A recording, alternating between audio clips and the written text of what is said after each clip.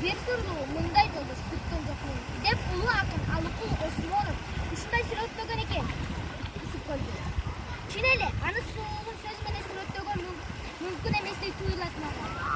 Көл жээктеп жүргөнүмдө учу кыйры жок мелмилдеп көк асман жерге түшүп кеткендей сезилет. Анда сүзүп жүрүшкөн таз ортоптор анын көркүнө көрүп сууна суулук кошуп турган те алыстан келип жээктеги эшилип жаткан кумду жайпай берип кайра артка кайткан майда толкундар алар менен кошо сүзүлүп жүргөн. Көлгө керексиз дегендей толкундар жээкке сүзүп таштаган акыр чикирлерди көргөнүмдө ичим ачышат. Баары эле көлдү сактайлы, көлдү таза кармайлы деп айтышат. Анда тигинде жаткан бөтөлкөлөрдү, толгун токой акыр чикирлерди кимдер ыргытышат?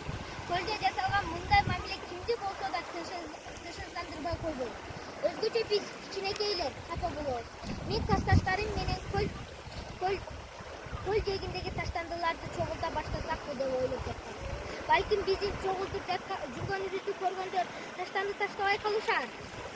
Көлдүн ичи, айлана чөйрөнүнүн жээктери таза болуп турса, ысык көл ошондо гана кыргыздын чыныгы бермети боло алат.